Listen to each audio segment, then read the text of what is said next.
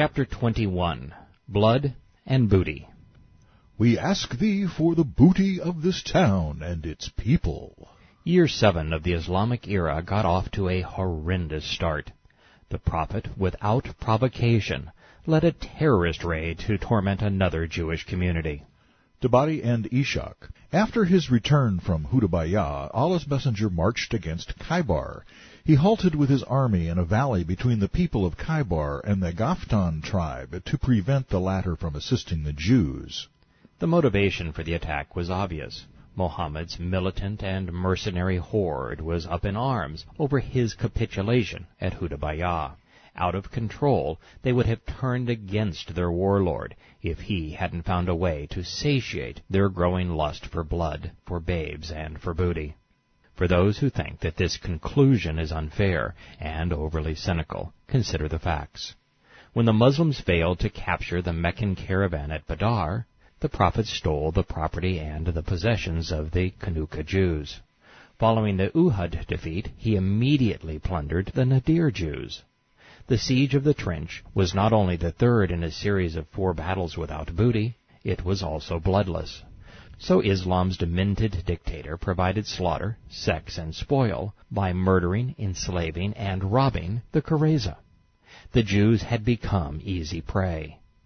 So following the bootyless and bloodless peace of Hudaybiyah, Mohammed set out to terrorize the only Jewish community within reach that he hadn't previously sacked and plundered, Khaybar. It was their turn to feel the wrath of Islam. Incidentally, neither Allah, Mohammed, Ishaq, Tabari, Bukhari, nor Muslim made any attempt to justify Islam's ruthless assault on the Khaybar Jews. They knew the truth and didn't try to disguise it. Islam was no longer a religion. It was a terrorist dogma. The first Muslims weren't disciples. They were mercenaries. Muhammad wasn't a prophet. He was a pirate. Allah wasn't a god. He was the devil incarnate. And together they were about to prove that they were a blight on humankind. As transparent as ever, these words directly from Muhammad's lips demonstrate that he was working for the prince and power of the air, the Lord of devils, the prince of darkness, the great deceiver, the adversary, Satan. Ishaq. When the apostle looked down on Khaybar, he told his companions, O Allah, Lord of the heavens, and what they overshadow, and Lord of the devils, and what error they throw, and Lord of the winds, and what they winnow, we ask thee for the booty of this town and its people. We take refuge in thee from its evil, and from the evil of its people. Forward in the name of Allah. He used to say this of every town he raided. Serving Satan was no easy task. Good and evil had to be redefined so that the good people of Khaybar, who were just going about their lives trying to make an honest living, had to be called evil. And the bad terrorist thugs lurking in the hills above them, armed to the teeth and ready to pounce on the unsuspecting village, murdering, enslaving, robbing, and raping them, had to be called good. Ishaq. When the apostle raided a people, he waited until morning, and then he attacked. We came to Khaybar at night. When morning came and he did not hear the call to prayer, he rode and we rode with him. We met the workers of Khaybar coming out in the morning with their spades and baskets. When they saw the Prophet and our army, they cried, Muhammad with his force! They turned tail and fled. The apostle yelled, Allahu Akbar! Khaybar is destroyed! When we arrive at a people's square, it is a bad morning for them. All of the deceptions, justifications, and apologies ever spoken would be insufficient to make this horrible day appear religious. And it does not stand alone.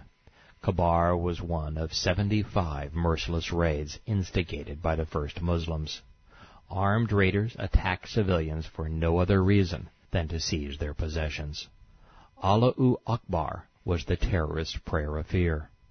Ishaq's compilation of Islamic scripture, the inspired seerah or biography of the Prophet, is the earliest and most accurate accounting of Muhammad's life and of the formation of Islam.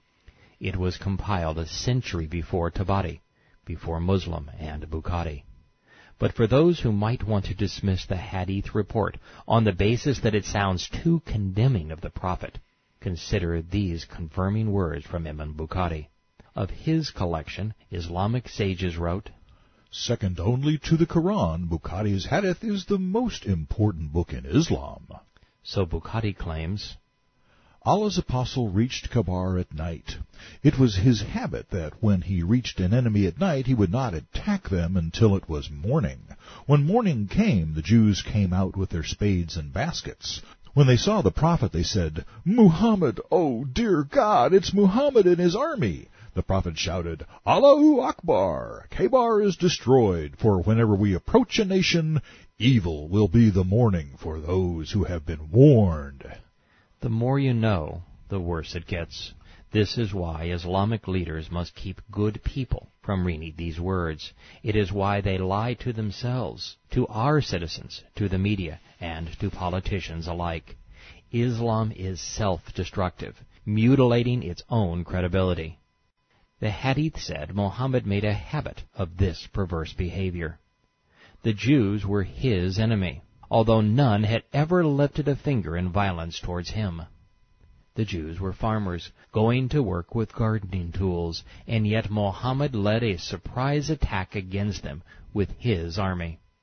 He professed destruction, not salvation. But it's the last line that's especially haunting. With Islam, the nations of the world are approached by evil. Muhammad's ruthless terrorist campaign against the townships of Qurayza and Khaybar was worse than Osama bin Laden's assault on New York and Washington. The first Islamic terrorist was more destructive, savage, and sadistic than his later-day incarnations in the Taliban, Hezbollah, Hamas, and the Muslim Brotherhood, Black September, Jamaat Islamiyah, Aqsa Martyrs Brigade, Al-Qaeda, and Islamic Jihad. And Muslims know it. In their media, in their mosque, and in their madrasa, they compel young boys and girls to follow Muhammad's example. When they bomb our buildings, blow holes in our ships, hijack our planes, kidnap our people, they are doing what their prophet did.